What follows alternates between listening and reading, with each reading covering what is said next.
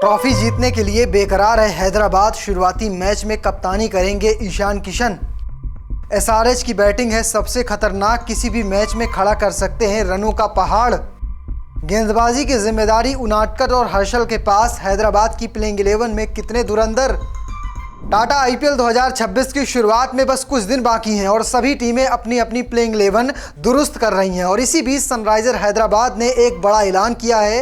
PAT Cummins शुरुआत के कुछ मुकाबलों के लिए उपलब्ध नहीं होंगे और इन हालातों पर उन्होंने नए कप्तान का ऐलान किया है। काव्या मारन ने इस बार ईशान किशन पर दांव आजमाया है, जबकि वाइस कैप्टन बनाया है अभिषेक शर्मा को। लेकिन इस टीम को जीत की जरूरत है। पिछले सीजन में गेंदबाजी बेहद कमजोर साबित हुई थी। बल्लेबाजी नहीं चलने की वजह से कह सकते हैं इनका प्रदर्शन बेहद निराशाजनक रहा था। साल 2024 की बात करें तो फाइनल खेले थे, जहां पर केकेआर के खिलाफ हार का सामना करना पड़ा था। अब ईशान किशन और पैट कमिंस के पास जिम्मेदारी है कि इस टीम को दोबारा फाइनल तक की या कहें फाइनल के सफर में ले जाएं। लेकिन उसके लिए आपको सटीक गेंदबाजी की जरूरत पड़ेगी। लेकिन गेंदबाजी में पैट कमिंस के नहीं होने से उनादकट और हर्षल पटेल पर गेंदबाजी का जिम्मा होगा। गेंदबाजी में तेज गेंदबाजी फिर भी बेहतर है, लेकिन आपको स्पिन में कई सारी समस्याओं का सामना करना पड़ सकता है। हर्ष दुबे आपके पास जरूर मौजूद है, लेकिन इन सब के अलावा जीशान अंसारी पर आपने दांव लगाया है। लेकिन उनका भी एक्सपीरियंस इतना बड़ा नहीं है कि जो आईपीएल जैसी एक बड़ी लीग में अच्छी गेंदबाजी कर सकें और टीम को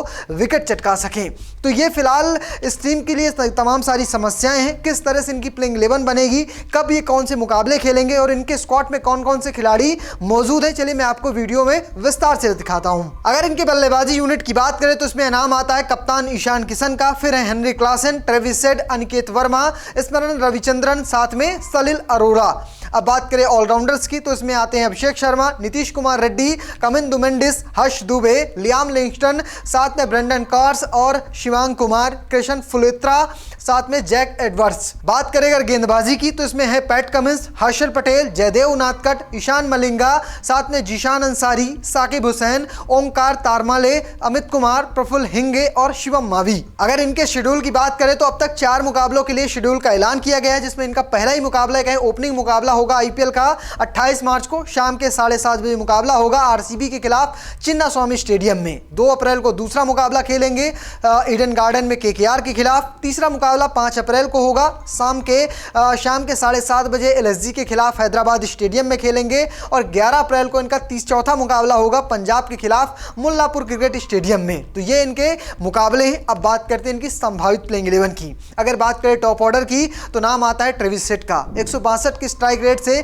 पिछली बार 374 रन बनाए थे। अगर बात करें अभिषेक शर्मा की तो शुरुआती मुकाबलों में नहीं चले थे, लेकिन 193 के स्ट्राइक रेट से 439 रन बनाए थे। आपको बता दें ये दोनों ही ओपनर जब चलते हैं, यानी कह सकते हैं जब इनका स्ट्राइक रेट एवरेज 70 प्लस का होता है, तब हैदराबाद मुकाबले नहीं हारती है। लेकिन पिछली बार इनका जो एवरेज रहा था वो 19 के करीब रहा था और शुरुआत के मैचों में अभिषेक नहीं चले थे, बाद के मैचों में ट्रेविस हेड नहीं चले, जिसकी वजह से टीम को भारी खामियाजा भुगतना पड़ा था। अब बात करते हैं नंबर 3 की। नंबर 3 की जिम्मेदारी होगी ईशान किशन के पास, जिन्होंने पिछले मुकाबले अगर पिछले साल आईपीएल में 152 के स्ट्राइक रेट से 354 रन बनाए थे। लेकिन टी20 वर्ल्ड कप 2026 की बात करें तो टीम इंडिया के लिए सेकंड हाईएस्ट रन स्कोरर थे और कई सारे मुकाबले अकेले दम पर जितवाए थे। स्ट्राइक रेट की बात करें तो 200 के करीब उनका स्ट्राइक रेट रहा था। अब बात करें अगर मिडिल ऑर्डर्स की तो इसमें हेनरी क्लासन है। पिछले बार इस टीम के लिए हाईएस्ट रन स्कोरर थे, 172 की स्ट्राइक रेट से 487 रन बनाए थे। अगर बात करें नीतीश कुमार रेड्डी की, पिछला साल बिल्कुल खराब गया था, 182 रन निकले थे, साथ में 2 विकेट चटका पाए थे।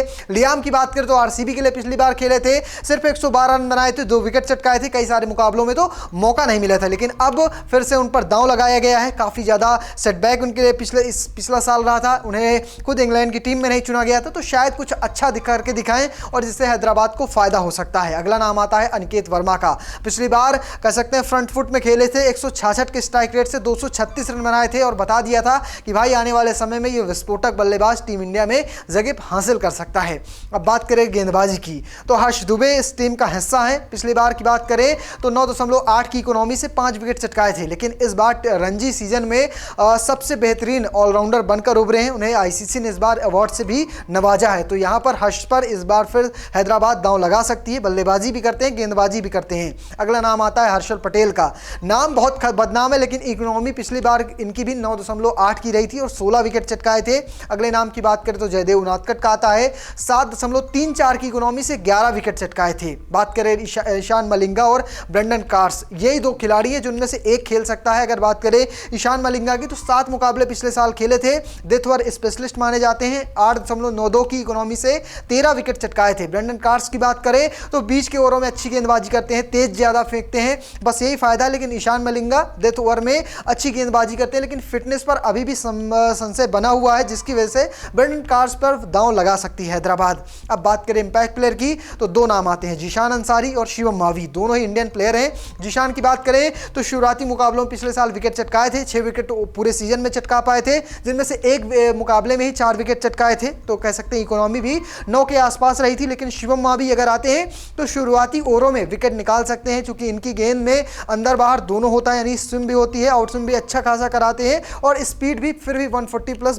बरकरार है। और यूपी के मेरठ से आते हैं, जिस वजह से जाना जाता है कि प्रवीण कुमार और भुवनेश्वर कुमार की जो लेगेसी है उसे ये आगे बढ़ाते हैं। एक नाम इनके स्क्वाड में और है, नाम है क्रेंस फुलेत्रा, जो पिछले बार इनके साथ नेट बॉलर के तौर पर जुड़े हुए थे। एक बढ़िया चाइनामैन गेंदबाज हैं और कहा जा रहा है कि इनके लिए काफ़ी बोली भी लगाई थी, 30 लाख रुपए में इन्हें खरीदा है इस बार हैदराबाद ने, और इन्हें भी स्पिन के ऑप्शन के तौर पर देखा जा रहा है। तो कह सकते हैं फुलेत्रा अगर अच्छी गेंदबाजी करते हैं तो हैदराबाद को फायदा हो सकता है, और ईशान मलिंगा नहीं होते तो आप शिवम मावी के साथ भी जा सकते हैं। तो ये एक संभावित टीम है। अगर बात करें दिग्गजों की तो आकाश चोपड़ा ने भी सनराइजर हैदराबाद की प्लेइंग 11 चुनी थी। उन्होंने Abhishek Sharma, Travis Head, Ishan Kishan, Heinrich Klaasen, Liam Livingstone, Nitish Kumar Reddy, साथ में ब्रेंडन कॉर्स, अनिकेत वर्मा, हर्षल पटेल, जयदेव उनादकट और हर्ष दुबे को रखा है। अगर बात करें चैट जीपीटी की, यानी एआई का जमाना है, चैट जीपीटी ने भी हैदराबाद की प्लेइंग 11 चुनी है, उसमें उन्होंने रखा है ट्रेविस हेड को रखा है, साथ में अभिषेक शर्मा को रखा है, Ishan Kishan, Heinrich Klaasen, Nitish Kumar Reddy, Liam Livingstone, साथ में कमिंदु मेंडिस को जगह दी है,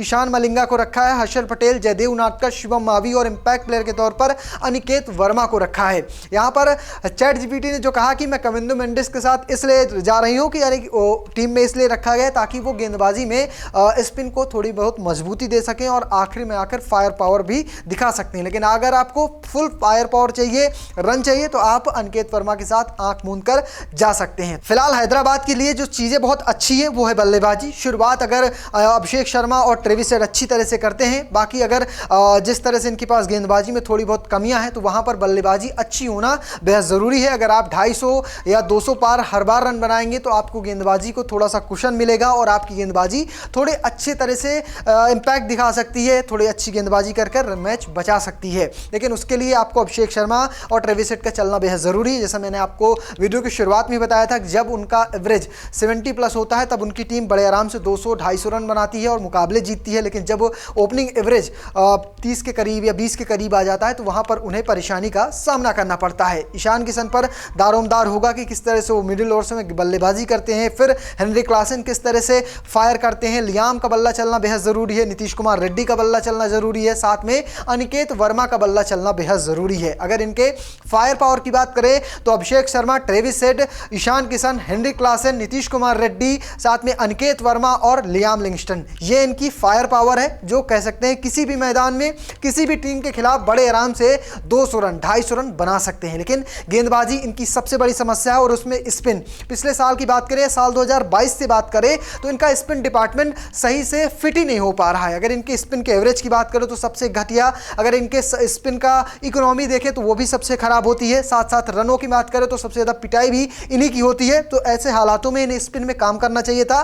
फिलहाल इनके पास ऑप्शन के तौर पर जुलेत्रा मौजूद है, साथ साथ इनके पास हर्ष दुबे मौजूद है, जीशान अंसारी हैं, कमिंदु मेंडिस हैं, 4 ऑप्शन मौजूद है। लेकिन ये वर्ल्ड क्लास स्पिनर्स नहीं है, ये हम सब जानते हैं। अगर बात करें तेज गेंदबाजी की, पैट कमिंस की गैर मौजूदगी में जो कि तेज गेंदबाजी का जिम्मा है वो अब आ चुका है जयदेव उनादकट और हर्षल पटेल पर। पिछले बार उनादकट की इकोनॉमी 7.9 के करीब रही थी, जयदेव और हर्षल पटेल की बात करें तो 9.8 के पास रही थी। तो अब इन पर फिर से दांव लगाया जा सकता है। लेकिन तीसरा तेज गेंदबाज कौन होगा? शिवम मावी होंगे या फिर किसी ईशान मलिंगा फिट होते हैं नहीं होते हैं, ब्रेंडन कार्स कब खेलेंगे, किस पोजीशन पे खेलेंगे, ये तमाम सारी चीज़ें अभी भी बनी हुई हैं। लेकिन फिर भी फायर पावर है, आप बड़े रन बनाइए, आप थोड़ा सा गेंदबाजों को कुशन दीजिए, आप मुकाबले जीत सकते हैं। अगर बात करें प्लेऑफ में पहुंचने की, ये टीम प्लेऑफ छोड़िए फाइनल जीत सकती है, लेकिन आपको सटीक गेंदबाजी करनी होगी। कहते हैं ना कि बल्लेबाजों की बल्लेबाजी एक मुकाबला जिता सकती है, लेकिन गेंदबाजी यूनिट आपको टूर्नामेंट जिताती है, और इस टीम की गेंदबाजी यूनिट इस वक्त बेहद कमज़ोर है। आपको क्या लगता है, क्या ये सुपर 4 में फिनिश करेंगे इस साल का सीजन या नहीं? कमेंट बॉक्स में लिखिएगा और पेज को फॉलो करना, चैनल को सब्सक्राइब करना बिल्कुल मत भूलिएगा। धन्यवाद।